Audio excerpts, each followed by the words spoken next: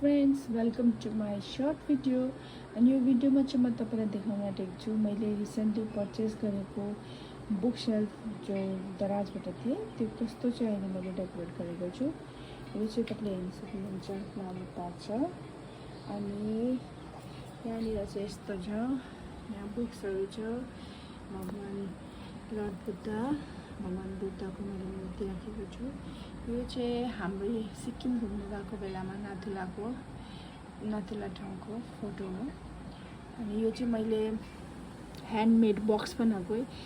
यो रक्सीको बोतल थियो रमको, अनि त्यसलाई मैले त्यो बोतल कार्टन मतलब बोतलको बाहिरको कार्टन त्यसलाई कट गरेर चाहिँ मैले यसरी फोटो पेस्ट गरेको छु। जस्तो कि एउटा यहाँ भयो, त्यहाँदेखि एउटा यो मेरो बुढो यङ एजको टिनेज भएको, एउटा यो मेरो फोटो सिङ्गल, फेरि यसरी मेरो हस्बेन्ड र म पहिलाको, अनि यो चाहिँ यसरी र मैले चाहिँ यसरी फ्लावर पट बनाएको भनौँ न। अनि यहाँनिर चाहिँ म ओरिजिनल फ्लावर पट राख्ने भनेर सोचिराखेको छु। त्यो अहिले कुन चाहिँ राख्ने भनेर डिसाइड भएको छैन। यहाँनिर पनि केही सामान या त पटहरू राख्न सोचिरहेको छु। अहिले चाहिँ मैले यसरी नै डेकोरेट गरेको छु है साथीहरू। तपाईहरूले पनि मन पर्यो भने चाहिँ तपाईहरूले दराजबाट 1400 समथिङ परेको छ। तपाईहरूले यसरी टेबलमा राखेर यो बुक्सहरू अरेन्ज गर्न सक्नुहुन्छ।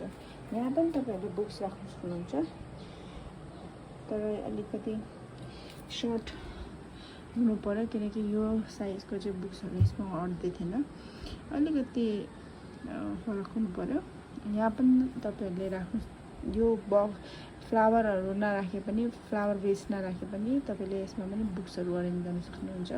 मैले चाहिँ जति मेरोमा चाहिँ यति नै बुक थियो। प्रेग्नेन्सीको टाइममा मैले यो बुक्सहरू किनेको थिएँ रिडिङ गर्नुको लागि, पढ्दा टाइम पाएको बेलामा पढ्नु। मैले अहिलेसम्म चाहिँ चेतन भगतको थोरै पढेको छु।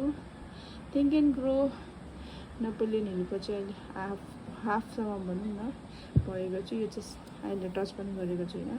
अनि यो थिङ्क एन्ड ग्रो रिच भनेको चाहिँ त्यो पैसा कमाउने त्यसको बारेमा चाहिँ होइन कि तपाईँलाई चाहिँ पढ्नुहुन्छ नि, तपाईँलाई इन्ट्रेस्टिङ लाग्छ कसरी चाहिँ मान्छेले आफ्नो आफूलाई मोटिभेट गरेर कसरी चाहिँ आफूलाई अगाडि बढाउन सक्छ त्यसको माथि हो मेन कुरा। यो पैसा कमाउने जरिया चाहिँ होइन है, सर्टकट लिने वे छैन। त सबैको आफ्नो आफ्नो एउटा चोइसेस हुन्छ। मैले चाहिँ यो लिएको थिएँ प्रेग्नेन्सीको टाइममा, मैले रिडिङ गरेको थिएँ यो बुक। अनि यो चाहिँ अलिकति मात्रै पढेको छु, यो चाहिँ टच गरेको छैन है।